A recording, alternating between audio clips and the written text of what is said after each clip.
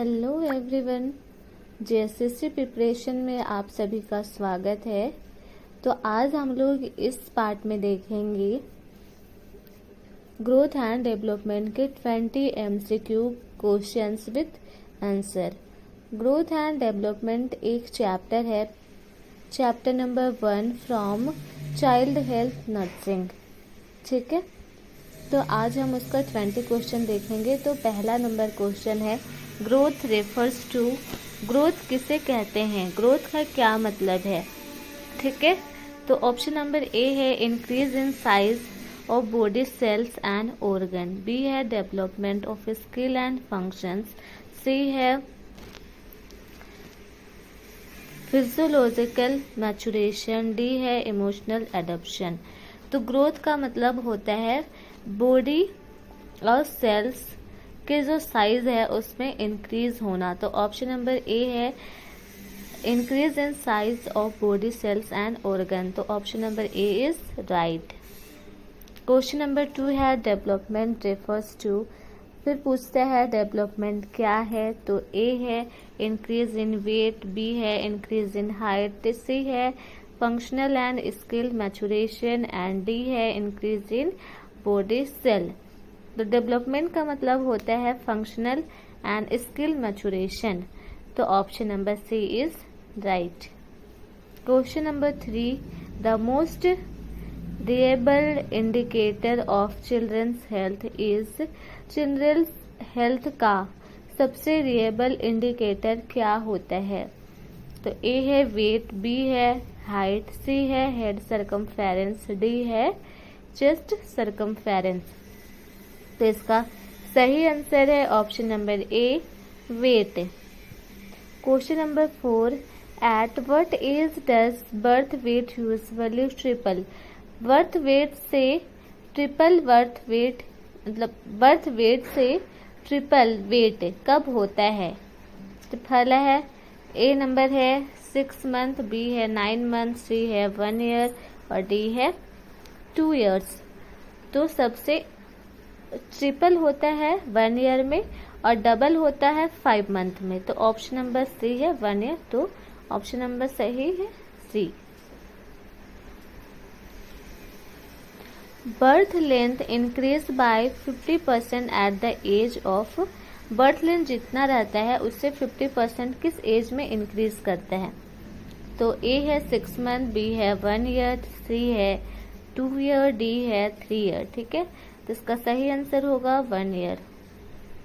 Question number 6, average weight of a newborn is, newborn baby का जो average weight होता है वो कितना होता है, कितना होना चाहिए। तो ऑप्शन नंबर बी में आप देख सकते हैं 2.5 kg से लेकर के 3 kg। Question number 7, head circumference of a newborn is approx कितना होता है, हेड सर्कमफेरेंस जो बच्चों का होता है वो अप्रोक्स कितना होना चाहिए। तो बच्चा का हेड सर्कमफेरेंस 35 सेंटीमीटर होता है। तो इसका सही आंसर है ऑप्शन नंबर सी 35 सेंटीमीटर। फिर 8 है posterior fontanelle usually closed by, newborn baby में मोस्टली 2 फंटनल्स होते हैं, पहला होता है एंटीरियर फंटनल्स एंड दूसरा होता है पोस्टीरियर फंटनल्स। ठीक है, इसका क्लोज होने का दोनों का अलग अलग टाइमिंग है। तो इसका ऑप्शन बोलता है ए में है 1 मंथ, बी में है 2 से 3 मंथ, सी में है 6 मंथ, डी में है 12 से 18 मंथ्स। तो पोस्टीरियर फंटनल जो है वो यूजुअली 2 to 3 मंथ में क्लोज होता है। फिर नीचे का क्वेश्चन 9 आप लोग देख सकते हैं, anterior fontanelle usually closed by, anterior fontanelle जो है वो यूजुअली कब क्लोज होता है, उस पर कितने टाइमिंग लगते हैं। ठीक है, तो ऑप्शन नंबर ए है 3 से 4 मंथ, बी है 6 to 9 मंथ्स, सी है 12 to 8 मंथ्स और डी है 24 मंथ्स। ठीक है, तो जो इंटीरियर फंटनल होता है आगे का जो होता है बच्चों में वो डायमंड शेप का होता है, वो बड़ा एक वो होता है फंटनल, उसका एरिया जो होता है वो बड़ा होता है, तो उसको क्लोज होने में टाइम लगता है। तो यूजुअली 12 to 18 मंथ का टाइम लेता है क्लोज होने में, ठीक है। तो question number 10, first teeth to appear in infant are, पहला का जो बच्चों का जो पहला टीथ निकलता है वो कब निकलता है और कौन सा निकलता है, ठीक है। कौन सा निकलता है यहाँ पे जनरली पूछ रहा है।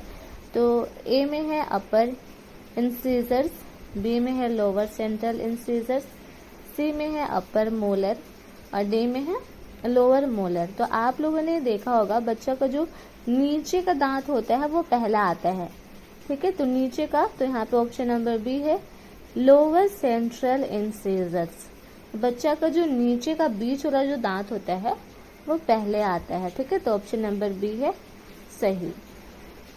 Question number 11, at what age does a child usually start working independently, किस एज में बच्चा इंडिपेंडेंटली चल सकता है, वॉक कर सकता है, ठीक है। 6 to 9 month, 9 to 12 month, 12 to 15 months और डी है 18 to 24 मंथ्स। तो यहाँ पे सही आंसर है ऑप्शन नंबर सी, 12 से 15 महीने में बच्चा बिना सपोर्ट के चल सकता है। Question number 12, A 2-year-old child usually has how many teeth, 2 साल का बच्चे का दांत कितना होता है, 10 होता है, 12 होता है, 16 होता है या फिर 20 होता है। तो 2 साल के बच्चों का दांत मोस्टली 20 दांत आगे होते हैं, ऐसे मिल्क टीथ बोला जाता है, दूध का दांत, ठीक है।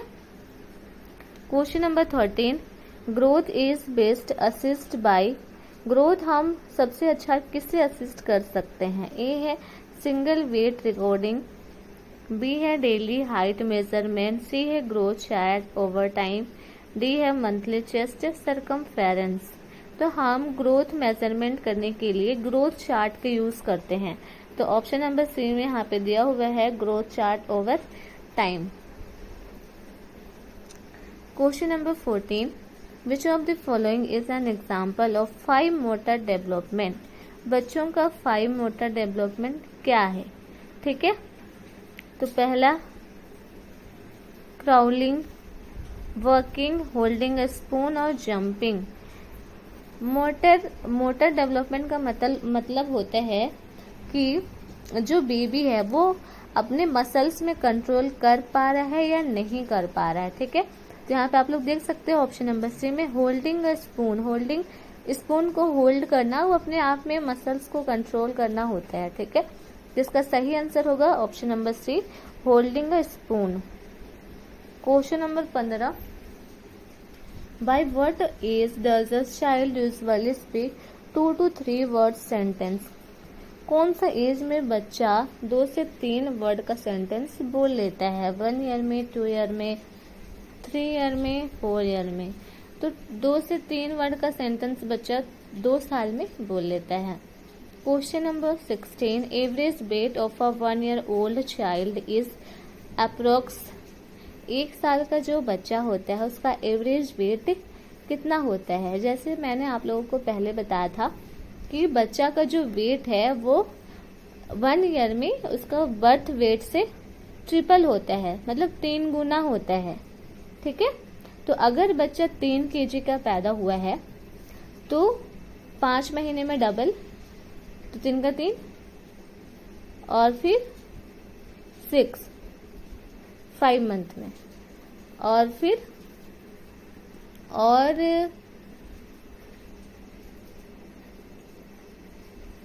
तो इसका ट्रिपल पूछ रहा है, तो 3 साल में, 1 साल में 3 गुना होता है। तो यहाँ पर आप लोग देख सकते हैं 9 to 10 kg, option number C.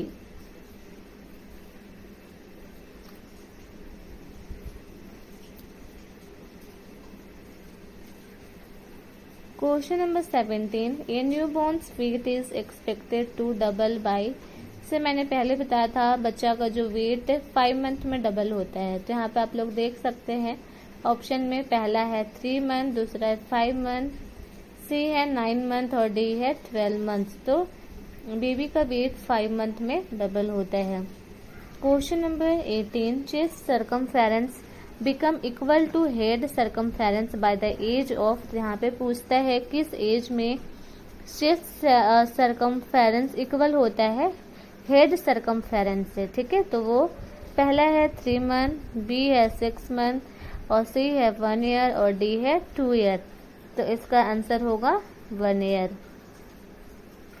19 number question, at birth which body system is most immature. कौन सा ऐसा बॉडी सिस्टम है बच्चों का जो एट बर्थ इमैच्योर होता है, ठीक है। ए है रेस्पिरेटरी सिस्टम, बी है नर्वस सिस्टम, सी है डाइजेस्टिव सिस्टम और डी है कार्डियोवैस्कुलर सिस्टम। तो बच्चों का जो इमैच्योर जो सिस्टम होता है वो है नर्वस सिस्टम, क्योंकि आप लोगों को पता है कि एक न्यूबॉर्न बेबी उसको कुछ भी सोचने समझने की क्षमता नहीं होती, उनमें कोई भी कैपेसिटी उस टाइम पे डेवलप नहीं होता है।